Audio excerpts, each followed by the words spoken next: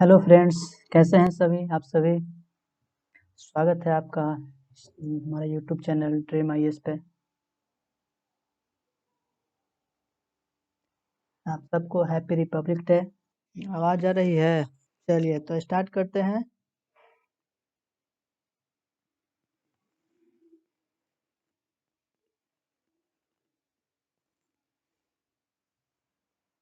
देखिए, आज का पहला सवाल है, हाल ही में किस राज्य में प्रसिद्ध तोसाली राष्ट्रीय फिल्म मेला का उद्घाटन किया गया है? तो इसका आंसर है उड़ीसा। हाल ही में किस राज्य में प्रसिद्ध तोसाली राष्ट्रीय शिल्प मेला का उद्घाटन किया गया है? उड़ीसा में। उड़ीसा के गोवा में।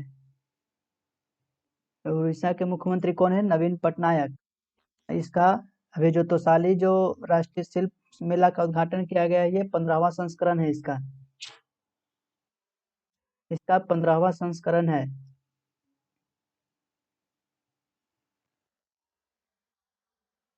ये भुवनेश्वर में किया गया है। इसका शुभारंभ कहाँ किया गया है? भुवनेश्वर में। यहाँ पर लगभग 250 प्रकार के हैंडीक्राफ्ट लगाए गए हैं।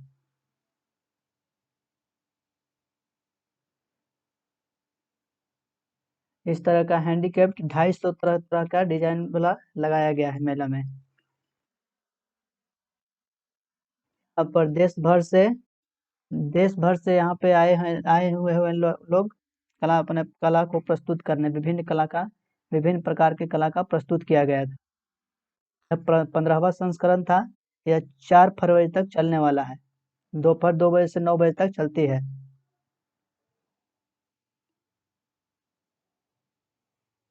इसके अलावा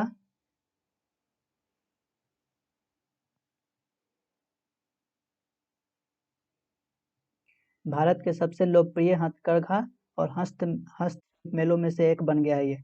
इसके कार्यक्रम में 3 कारीगरों को राज्य हस्तशिल्प पुरस्कार 2019 भी भेंट किया गया है। जिसमें विजेता कौन है? दिलीप कुमार स्वयं। ये कौन क्या चीज बनाए थे? खजूर के पत्ते की नक्काशी किए थे। उसके बाद है दिव्य ज्योति बेहरा, ये पत्थर की मूर्ति बनाए थे। और एक है प्रियंका पात्रा, जो टेराकोटा बनाए थे। यह मेला यह मेला रोज दोपहर 2 बजे से रात को 9 बजे तक खुला रहता है। और 4 फरवरी तक ये मेला चलने वाला है। इसके अलावा आप याद रख सकते हैं, भारत की पहली आईएओएस प्रमाणित सिटी यहाँ यही है, भुवनेश्वर है। भारत की पहली आईएओएस प्रमाणित सिटी कौन सी है? भुवनेश्वर। भारत का पहला फायर पार्क कहाँ स्थापित किया गया है? भुवनेश्वर में। यह भारत के पूर्वी तट पर स्थित है। उड़ीसा भारत के पूर्वी तट पर स्थित है। पिछले कल के करंट अफेयर्स में हम आपको बताए थे बीजू पटनायक जी के बारे में। कल के करंट अफेयर्स में हम आपको बताए थे बीजू पटनायक के बारे में, जो एक स्वतंत्रता सेनानी थे।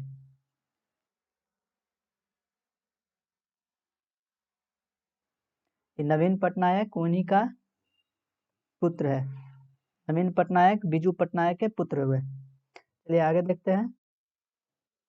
दूसरा प्रश्न है यहाँ पे, 2019-20 के लिए business standards banker of the year किसे सम्मानित किया गया है? यहाँ पे दूसरा प्रश्न है, 2019-20 के लिए business standard banker of the year किसे सम्मानित किया गया है? श्याम श्रीनिवासन को सम्मानित किया गया है। श्याम श्रीनिवासन को सम्मानित किया गया है।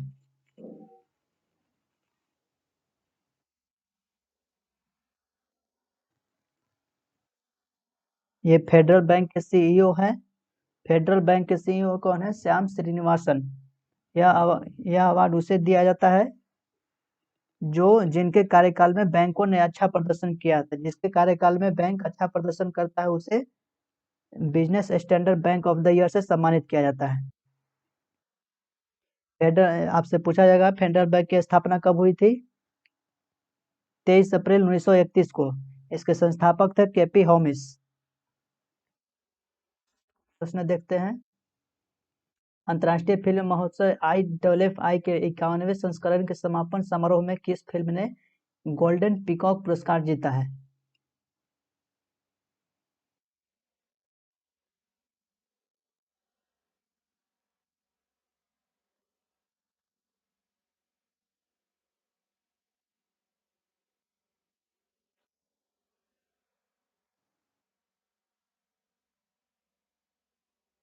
तो इसका आंसर है film into the darkness. Question है, अंतर्राष्ट्रीय फिल्म महोत्सव के 51वें संस्करण के समापन समारोह में किस फिल्म का ने गोल्डन पीकॉक पुरस्कार जीता है? तो इनटू द डार्कनेस एक फिल्म है, Danish film into the darkness है जो जिन्होंने ये जीता है। ये कहाँ आयोजित किया गया था? गोवा में। ये फिल्म द्वितीय विश्व युद्ध के ये फिल्म द्वितीय विश्व युद्ध के द्वारा आधारित उस नाटक के द्वारा आधारित है। जब सेकेंड वर्ल्ड वॉर हुआ था तो उसी वक्त उसी उसमें जो घटना है उसी द्वारा पर इस पे आधारित किया गया है इस फिल्म में यही दिखाया गया है। यह गोवा में आयोजित हुआ था। इसके निर्देशक कौन है? एंडर्स रेफन। इसके निर्देशक कौन है? एंडर्स रेफन।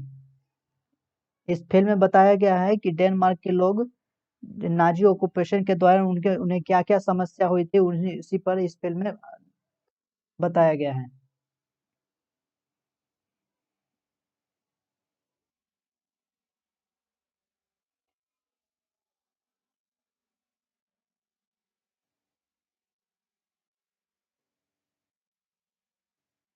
आप ये चीज याद रखेंगे कि इसका समापन कहाँ पे हुआ था? गोवा में मुखर्जी इंडोर स्टेडियम गोवा में आयोजित किया गया था। यह महोत्सव 16 से 24 जनवरी 2021 तक चला था। 152 मिनट की फिल्म है ये। इसके निर्देशन है एंडर्स रेफन। ये स्टेडियम का नाम याद रखेंगे कि इस फिल्म का आयोजन कहाँ पे किया गया था? गोवा में मुखर्जी इंडोर स्टेडियम। ये 16 से 24 जनवरी तक चला था। International film festival of India के 51वें संस्करण हुआ है, जिसके जो कौन सा फिल्म जीता है ये पुरस्कार? Danish film into the darkness की गोल्डन पीकॉक पुरस्कार जीता है। ये फिल्म किस पर आधारित है? सेकेंड वर्ल्ड वॉर में जो दुर्घटना हुई थी उस पर आधारित है। आगे देखते हैं रहता है।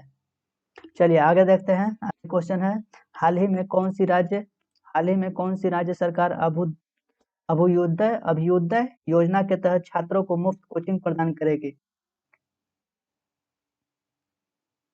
कौन सी राज्य सरकार अभ्युदय योजना के तहत छात्रों को मुफ्त कोचिंग प्रदान करेगी? तो उत्तर प्रदेश। इसका आंसर होगा उत्तर प्रदेश।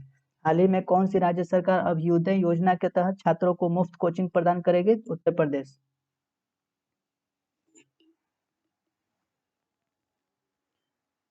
ये बसंत पंचमी किससे स्टार्ट हो जाएगा? बसंत पंचमी से ये जो कोचिंग जो मुफ्त है वो स्टार्ट होगा। अभी हाल ही में 24 जनवरी को योगी आदित्यनाथ ने अनाउंसमेंट किए हैं इस बात को लेकर। आप ध्यान रखें कि कौन सा राज्य मुफ्त कोचिंग देने के लिए बोला है? ये बसंत पंचमी से स्टार्ट होगा। मुफ्त कोचिंग जो है बसंत पंचमी से स्टार्ट होगा। ये 24 जनवरी को योगी आदित्यनाथ ने घोषणा किया है। बात करते हैं उत्तर प्रदेश की, तो इसकी राजधानी लखनऊ है। Chief minister Yogi Adityanath, governor Anandiben Patel, chief justice Govind Mathur. Lok Sabha की सीटें यहाँ पे 80 है, राज्यसभा की 31, असेंबली विधानसभा 404। ये सब आप देख सकते हैं। उत्तर प्रदेश 8 राज्यों के साथ सीमा साझा करती है और एक देश के साथ नेपाल के साथ अपनी बॉर्डर साझा करती है। मैप आप पढ़े होंगे तो आप ध्यान रखेंगे कि कौन कौन से स्टेट्स के साथ ये अपने साझा करती है।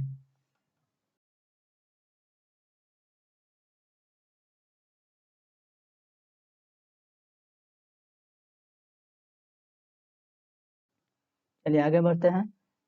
94 अखिल भारतीय मराठी साहित्य सम्मेलन के अध्यक्ष के रूप में किसे चुना गया है? जयंत नार्लिकर।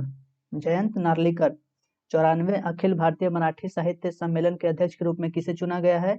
जयंत नार्लिकर।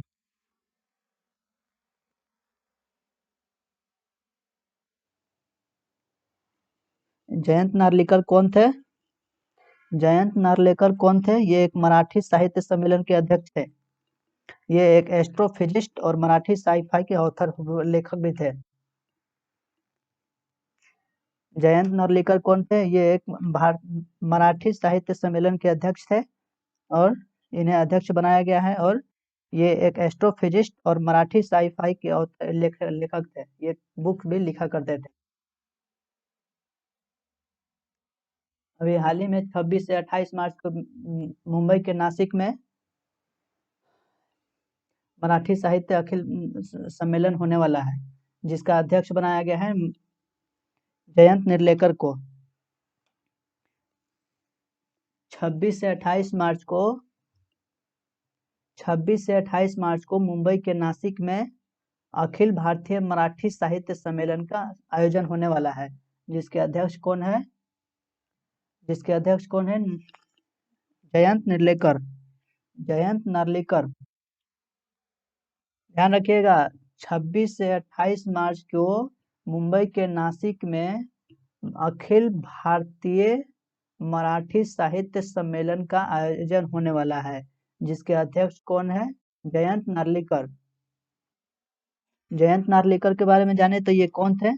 कौन है ये? तो ये एक एस्ट्रोफिजिस्ट और मराठी साइफाई के लेखक है। ये साहित्य वगैरह लिखते हैं, जिन्होंने कई साइंस फिजिक्स किताबें लिखी है, जिसमें उपन्यास और लघु कहानी संग्रह भी शामिल है।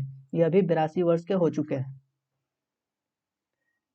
मुंबई में जो मराठी साहित्य सम्मेलन है, ये कौन सा होने वाला है? 94 होने वाला है। 94 अखिल भारतीय मराठी साहित्य का इन्हें अध्यक्ष बनाया गया है। समझ रहे हैं बात को? आगे देखते हैं।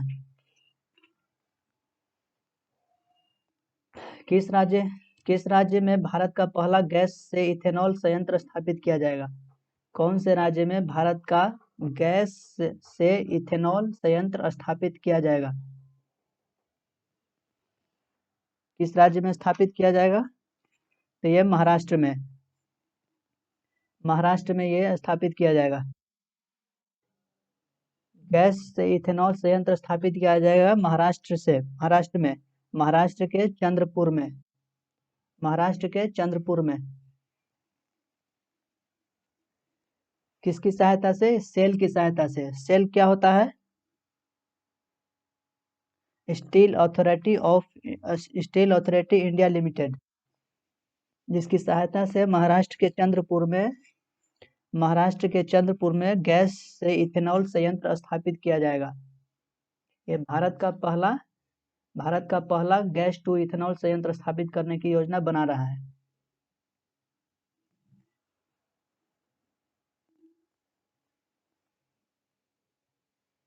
बात करें, आपसे पूछा जाएगा सेल के बारे में, तो सेल की स्थापना कब हुई थी? 1954 में। सेल की स्थापना कब हुई थी? 1954 में। इसके हेडक्वार्टर कहाँ है? New Delhi.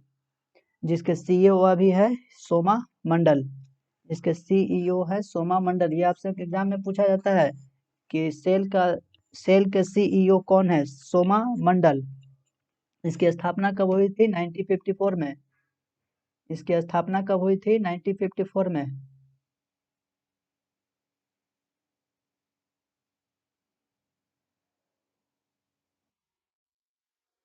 Steel authority of India limited. SAIL की सहायता से भारत का पहला गैस टू इथेनॉल संयंत्र स्थापित किया जा रहा है महाराष्ट्र के चंद्रपुर में। इसका सीईओ कौन है? सोमा मंडल। इसका हेडक्वार्टर कहाँ है? न्यू दिल्ली।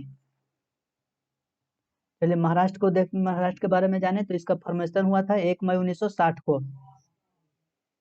1954 में स्थापना हुई थी सेल की।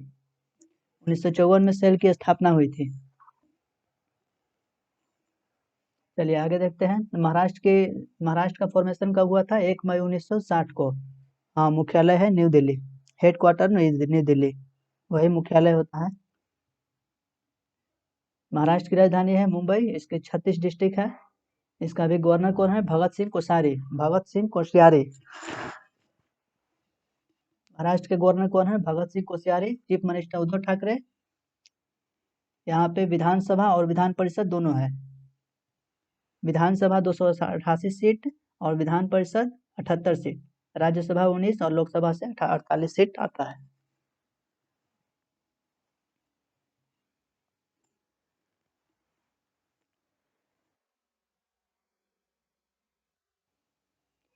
चलिए आगे देखते हैं। नेताजी सुभाष चंद्र बोस की जयंती के अवसर पर 2021 के लिए सुभाष चंद्र बोस आपदा प्रबंधन पुरस्कार किसे दिया गया? नेताजी सुभाष चंद्र बोस की जयंती के अवसर पर 2021 के लिए सुभाष चंद्र बोस आपदा प्रबंधन पुरस्कार किसे दिया गया?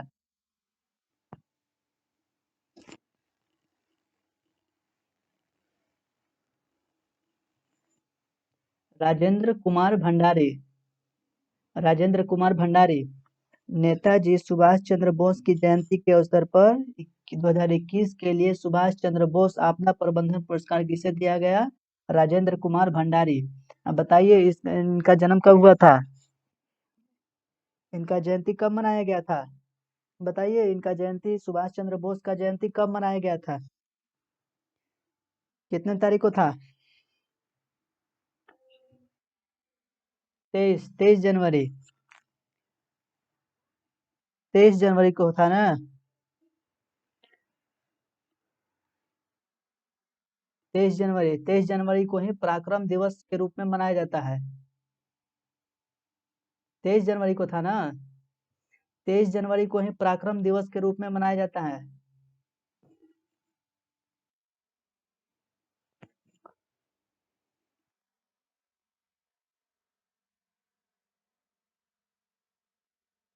पराक्रम दिवस 23 जनवरी को ही मनाया जाता है ना? इन्हीं के इन्हीं के डेट ऑफ बर्थ पे 23 जनवरी को था ना?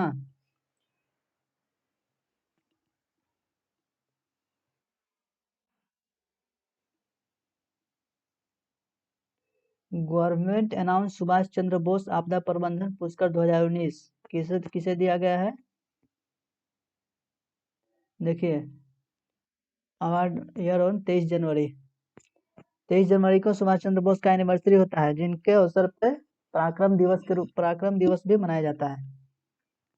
हर साल 23 जनवरी को पराक्रम दिवस के रूप में मनाया जाता है।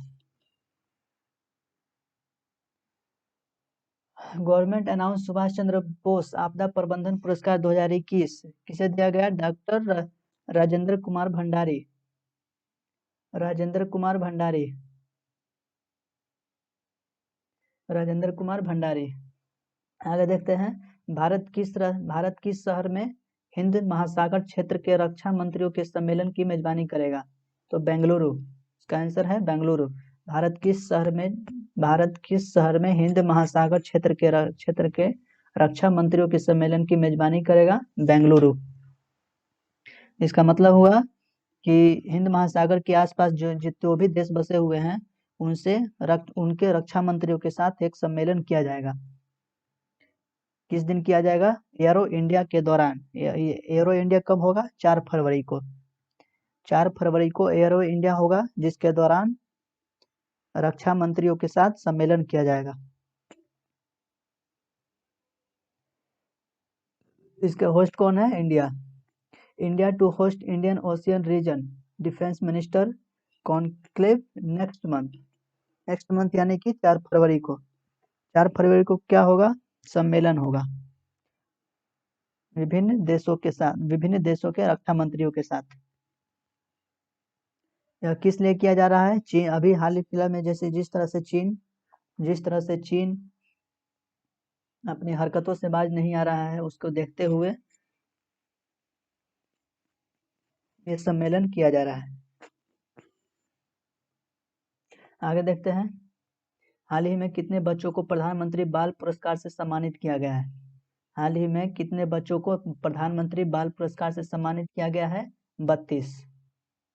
हाल ही में कितने बच्चों को प्रधानमंत्री बाल पुरस्कार से सम्मानित किया गया है? 32। ये बच्चे कौन से होते हैं? किस प्रकार के बच्चे होते हैं ये?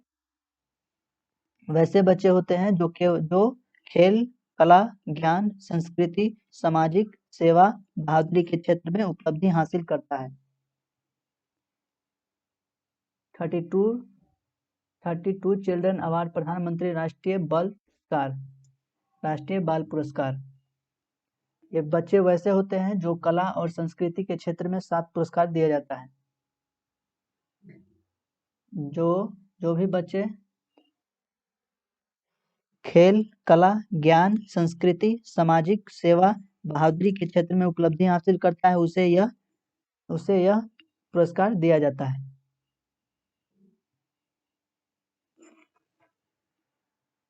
यह किस मिनिस्ट्री के अंतर्गत आता है? महिला एवं बाल विकास मंत्रालय द्वारा यह घोषणा किया गया है। महिला एवं बाल विकास मंत्रालय द्वारा यह घोषणा किया गया। आगे देखते हैं, केंद्रीय बजट मोबाइल ऐप किसने लॉन्च किया है? कल के डिस्कशन में हम आपको बताए थे, केंद्रीय मोबाइल बजट ऐप के बारे में कल आपको बताए थे।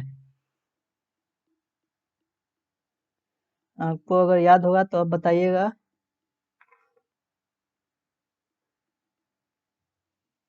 निर्मला सीतारमन, वित्त मंत्री निर्मला सीतारमन। केंद्रीय बजट मोबाइल एप्लीकेशन ऐप किसने लॉन्च किया है? Nirmala Sitharaman. Budget mobile application एक लॉन्च किया गया है। बजट मोबाइल एप्लीकेशन लॉन्च किया गया है, कल हुआ था। यूट्यूब पे नहीं देखे का, अपलोड कर दिया गया था।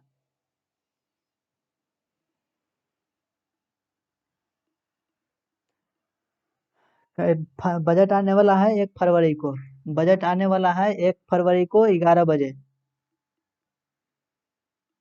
एप्लीकेशन ये क्यों लॉन्च किया गया है? एप्लीकेशन ये क्यों लॉन्च किया गया है? ताकि अब इस बार से प्रिंट नहीं होगा, पेपरलेस करने के लिए ऑनलाइन होगा। पेपरलेस करने के लिए बजट मोबाइल एप्लीकेशन लॉन्च किया गया। ये बाइलिंगुअल रहेगा, हिंदी इंग्लिश दोनों में रहेगा। बजट आने वाला है 1 फरवरी को आएगा। भारत के वित्त मंत्री निर्मला सीतारमन ने 1 फरवरी 2021 को केंद्रीय बजट की प्रस्तुति किया गया union budget mobile app launch किया। ये सांसदों को दिया जाएगा पहले, उसके बाद आम जनता को दिया जाएगा।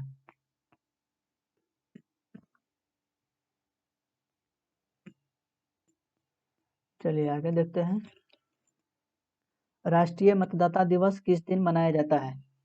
राष्ट्रीय मतदाता दिवस मनाया जाता है आपका 25 जनवरी को। ये कल भी डिस्कस किए थे, 25 जनवरी को राष्ट्रीय मतदाता दिवस मनाया जाता है। 25 जनवरी को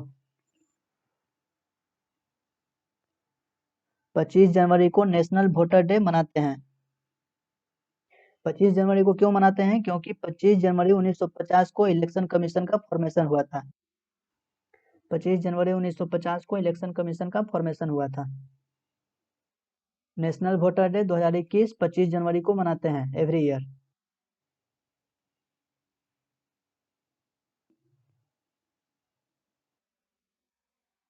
चुनाव आयोग द्वारा 25 जनवरी को 11वां राष्ट्रीय मतदाता दिवस मनाया जा रहा है। इस बार 11वां राष्ट्रीय मतदाता दिवस है। ये पेपर में पूछा जाएगा आपसे कि इस बार कौन सा राष्ट्रीय मतदाता दिवस मनाया गया? 11वां। 2011 के बाद से हर साल 25 जनवरी को मनाया जाता है। चलिए आपका आज का लेक्चर हो गया समाप्त।